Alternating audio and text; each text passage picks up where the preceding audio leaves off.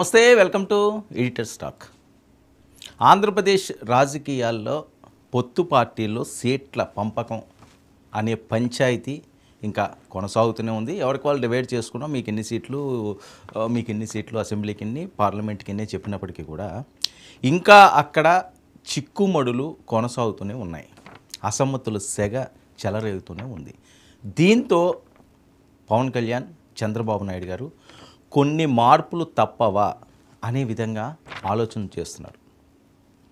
ఈ నేపథ్యంలో ముఖ్యంగా రఘురామకృష్ణరాజుకి ఎక్కడో దగ్గర సీట్ ఇవ్వాల్సిన అవసరం అయితే ఖచ్చితంగా చంద్రబాబు నాయుడు గారికి ఉంది అన్నది పెద్ద ఎత్తున వినిపిస్తున్న నినాదం. ఎందుకంటే తెలుగుదేశం పార్టీ, జనసేన కంటే జగన్మోహన్ రెడ్డి గారి మీద ఎక్కువగా యుద్ధం చేసింది రఘురామకృష్ణరాజే అన్నది అందరికీ తెలిసిన అంశమే. ఆయన రచ్చబండ పేరుతో ప్రభుత్వాన్నిలో ఉన్న తప్పులన్నింటినీ కూడా రోజుకొకటి వెలికి తీసుకుంటూ ఆయన మాట్లాడిన నేపథ్యం లైవ్లో, అంటే భారతదేశ చరిత్రలో ఎంపీ స్థాయిలో ఉన్న వ్యక్తి మరొకరెవరో కూడా ఇన్ని లైవ్లు ఇచ్చి ఉంటారేమో. ఇదొక రికార్డు కూడా. ఓకే, కొన్ని అంశాల మీద ఏదో మాట్లాడతారని చెప్పించి వందల రోజులు ప్రతిరోజు కూడా ఏదో ఒక అంశం మీద రచ్చబండ పేరుతో ఆయన మాట్లాడిన అంశాలు, ఆయన ఇచ్చిన లైవ్లు అందరికీ తెలిసినవే.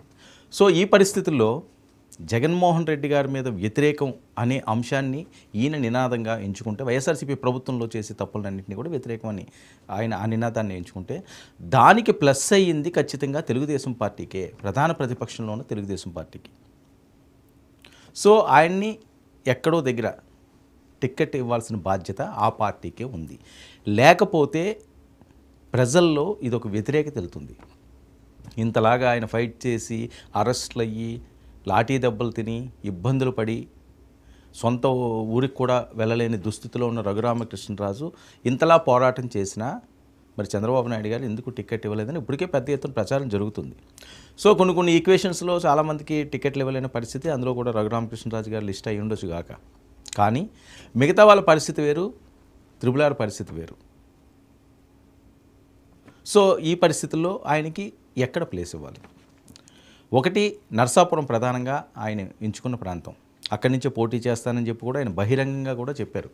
మొదటి సభలోనే వీళ్ళిద్దరూ కలిసి ఉన్న చంద్రబాబు నాయుడు గారు, పవన్ కళ్యాణ్ గారు ఉన్న సభలో నేను అక్కడి నుంచే బరిలోకి తిరుగుతాను, ఏ పార్టీ టికెట్ తీసుకుంటే అదే అని చెప్పి ఆయన చాలా ఆత్మవిశ్వాసంతో ఆయన మాట్లాడారు. కానీ ఆ పరిస్థితి లేదు. శ్రీనివాసవరంకి బీజేపీ అక్కడ టికెట్ ఇవ్వడాన్ని ఒక్కసారిగా భగ్గుమంది ఉభయ గోదావరి జిల్లాల్లోనే కాకుండా రాష్ట్ర వ్యాప్తంగా ఇది ఒక పెద్ద చర్చగా మారిన అంశం. అదేంటి రఘురామకృష్ణరాజు నరసాపురం కాదా అని. సో ఇలాంటి పరిస్థితుల్లో ఏం చేయాలి? మరొక వైపు వీళ్ళిచ్చిన ఆ శ్రీనివాస్కి ఎంపీ టికెట్ ఇచ్చిన బీజేపీని తెలుగుదేశం పార్టీ, జనసేన అక్కడి నుంచి అపోజ్ చేస్తున్నాయి. ఇది చాలా కీలకంగా ఇప్పుడున్న లేటెస్ట్ అప్డేట్. ఆయనైతే మేము చేయలేము, ఆయనతో కలిసి మేము ముందుకు సాగలేమని. ఎందుకంటే రఘురామకృష్ణరాజుకి ఆ ప్రాంతంలో ఉన్న పరిచయాలు వేరు, ఆయన ఎలక్షన్ చేసే ఆలోచన ప్రక్రియ వేరు. కానీ వేరే వాళ్ళని వీళ్ళు కలుపుకుంటూ వెళ్ళగలరా? ఆ ప్రాంతం అంతా కూడా దాని ఎఫెక్ట్ పడే అవకాశం అయితే ఖచ్చితంగా కనిపిస్తుంది. సో అందుకని వాళ్ళు కూడా ఆందోళన చెందుతున్నారు. ఈరోజు మీటింగ్ కూడా పెట్టుకోవడం జరిగింది. వాళ్ళు తెలుగుదేశం, జనసేన ఎవరైతే ఎమ్మెల్యే అభ్యర్థులు అక్కడ సీట్లు వచ్చినాయో నరసాపురం పార్లమెంటు నియోజకవర్గ పరిధిలో, వాళ్ళందరూ కూడా మీటింగ్ పెట్టుకుని ఒక తీర్మానం చేయడానికి సిద్ధపడుతున్నారట. దీంతో మళ్ళీ నరసాపురం సెగ మొదలైంది. అలా అయితే మరి బీజేపీ అయితే ఖచ్చితంగా ఈయనకి ఇవ్వదు అని ఫిక్స్ అయ్యింది. వాళ్ళు పార్లమెంట్ సీట్లు వాళ్ళు ఇచ్చారు. కానీ మార్పులు చేసుకునే ఛాన్స్ అయితే ఉంది.